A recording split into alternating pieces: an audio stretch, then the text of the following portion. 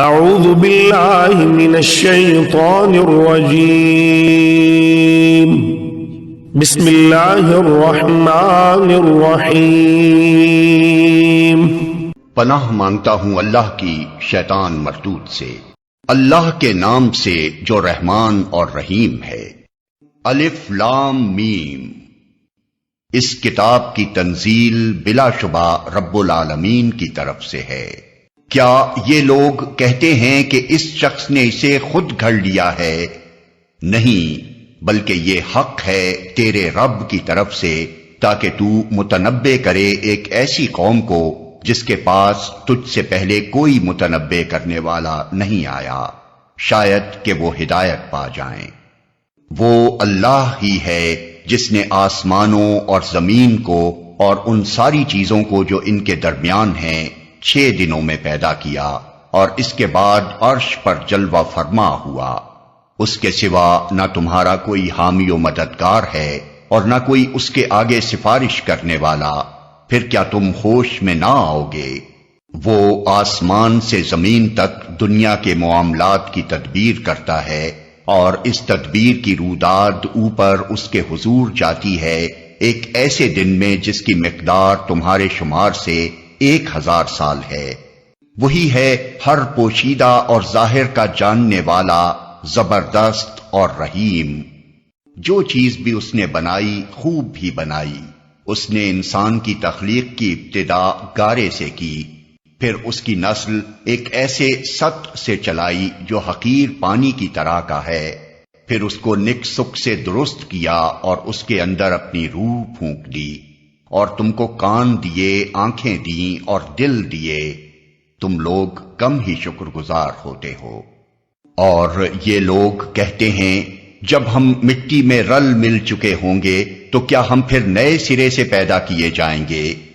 اصل بات یہ ہے کہ یہ اپنے رب کی ملاقات کے منکر ہیں۔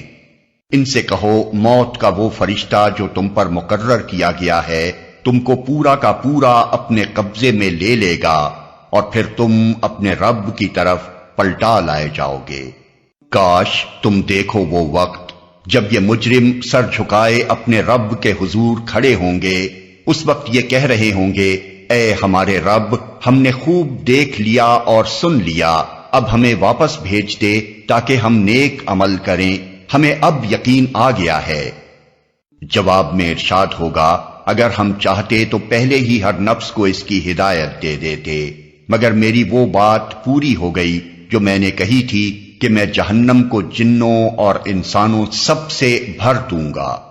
بس اب چکھو مزہ اپنی اس حرکت کا کہ تم نے اس دن کی ملاقات کو فراموش کر دیا، ہم نے بھی اب تمہیں فراموش کر دیا ہے۔ چکھو ہمیشگی کے عذاب کا مزہ اپنے کرتوتوں کی پاداش میں۔ آیت سجدہ۔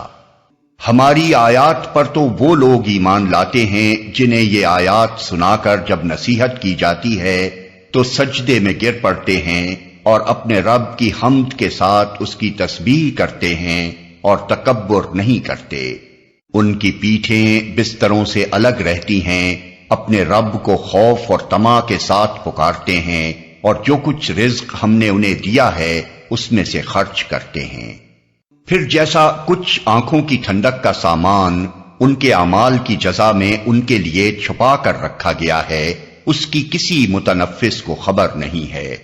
بھلا کہیں یہ ہو سکتا ہے کہ جو شخص مومن ہو وہ اس شخص کی طرح ہو جائے جو فاسق ہو؟ یہ دونوں برابر نہیں ہو سکتے۔ جو لوگ ایمان لائے ہیں اور جنہوں نے نیک عمل کیے ہیں ان کے لیے تو جنتوں کی قیام گاہیں ہیں، ضیافت کے طور پر ان کے اعمال کے بدلے میں، اور جنہوں نے فسق اختیار کیا ہے ان کا ٹھکانہ دوزخ ہے، جب کبھی وہ اس سے نکلنا چاہیں گے اسی میں دھکیل دیے جائیں گے، اور ان سے کہا جائے گا کہ چکھو اب اسی آگ کے عذاب کا مزہ جس کو تم جھٹلایا کرتے تھے۔ اس بڑے عذاب سے پہلے ہم اسی دنیا میں کسی نہ کسی چھوٹے عذاب کا مزہ انہیں چکھاتے رہیں گے، شاید کہ یہ اپنی باغیانہ روش سے باز آ جائیں۔ اور اس سے بڑا ظالم کون ہوگا جسے اس کے رب کی آیات کے ذریعے سے نصیحت کی جائے اور پھر وہ ان سے منہ پھیر لے۔ ایسے مجرموں سے تو ہم انتقام لے کر رہیں گے۔ اس سے پہلے ہم موسیٰ کو کتاب دے چکے ہیں، لہذا اسی چیز کے ملنے پر تمہیں کوئی شک نہ ہونا چاہیے۔ اس کتاب کو ہم نے بنی اسرائیل کے لیے ہدایت بنایا تھا، اور جب انہوں نے صبر کیا اور ہماری آیات پر یقین لاتے رہے تو ان کے اندر ہم نے ایسے پیشوا پیدا کیے جو ہمارے حکم سے رہنمائی کرتے تھے۔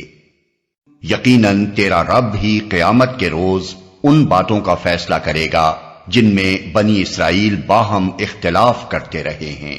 اور کیا ان لوگوں کو ان تاریخی واقعات میں کوئی ہدایت نہیں ملی کہ ان سے پہلے کتنی قوموں کو ہم ہلاک کر چکے ہیں جن کے رہنے کی جگہوں میں آج یہ چلتے پھرتے ہیں؟